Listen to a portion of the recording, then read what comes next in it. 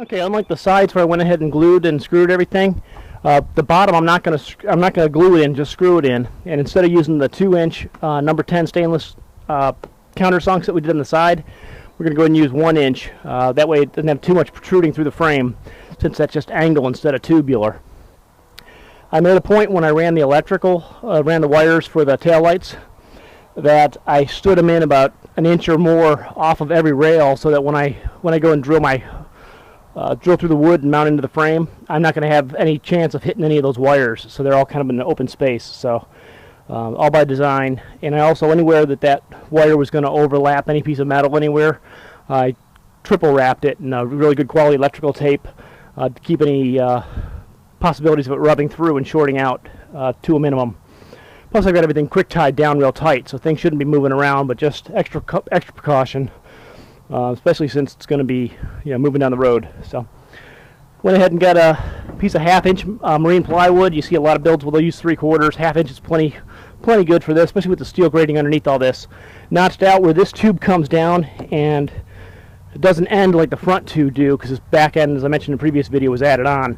So we got that notched out with the jigsaw. Let's get the slit up into place.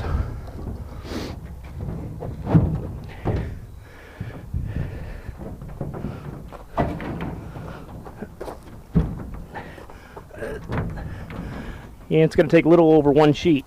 So, same deal. I'm going to go through and drill pilot holes, then a regular hole, and then use the screw gun, drive them in. But at this point, I'm just going to go ahead and tack these in, so it doesn't move around, so I get the measurements and get that second piece. A little bit of a gap up in the front that I'll fill in with a filler piece, but that gives a little bit of extra room for expansion, or if any moisture gets in there, it can get down and get through that grating and drain out.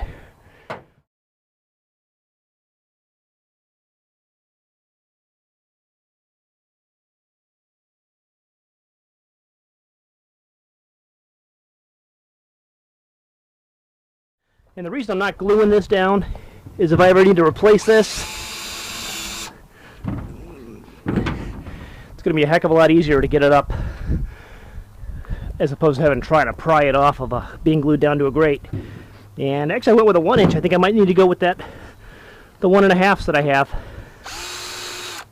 Looks like 1 inch isn't going to give me a good bite, so let me grab those. That's why I always buy more than I need and take back what I don't use, as opposed to buying just what I need and then have to make trips back and forth and back and forth. Back in business. I went ahead and grabbed the other screws.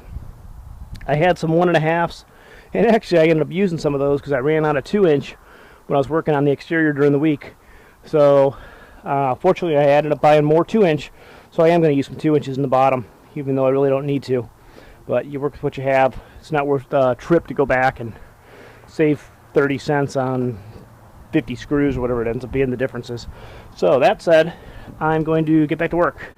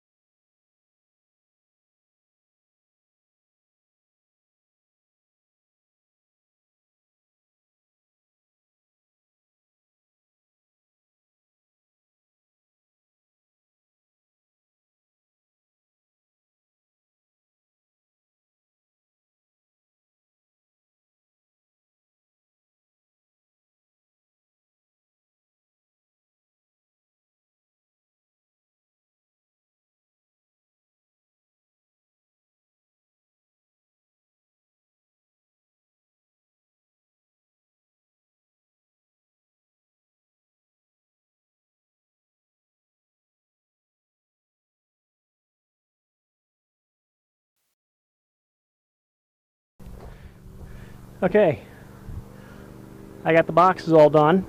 I still need to go through and caulk and put trim on the exterior to help weatherproof the corners and things like that a little better. But for all intents and purposes, the box is done.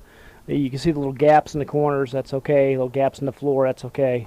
When we come back, we caulk that and maybe put a little weather stripping, depending on what we're going to end up doing there. I think we're in decent shape there.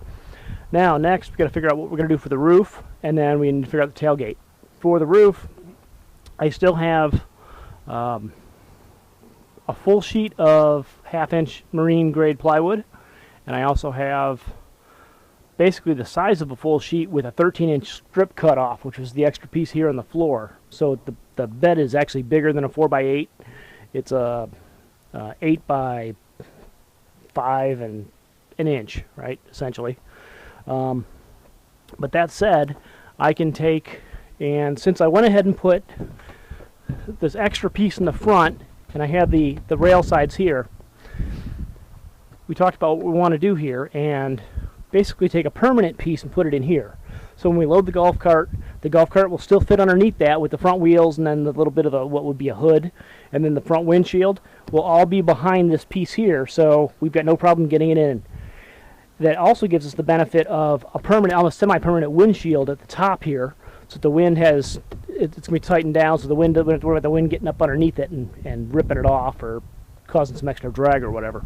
So if we put something in here, say, you know, anywhere from 18 to 24 inches, 18 to 20 inches deep as a permanent, and then which we screw into these, eventually set it up so you can take it off with type of releases, so you can take all the roof off if you want. And then from there, maybe go with the full 4-foot wide sheet of marine grade, so 4 foot by 56 inches, I think is what, or I'm sorry, yeah, 5'6", I think is what our width ended up being. So, which is, yeah, 56 inches, right? So basically we can do that for the middle section. So you've got a 20-inch, then you've got a 48-inch, and then you had the back section, which will be what's left of that partial sheet that I had from this, and that'll come out and cover over the back doors. So that gives us the ability to take that section off, have this permanent section on if we want it, so we're camping or whatever, we can leave stuff in here. It's weather tight, but it's still accessible. We don't have to go in and out and open doors and all that stuff, but we can actually walk in and get it.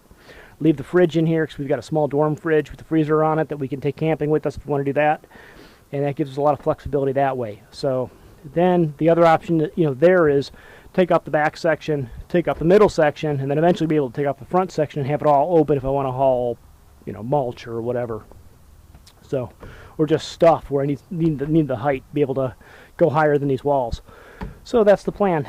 So that said, let me go ahead and get this stuff cleaned out, and actually I'm going to take a break.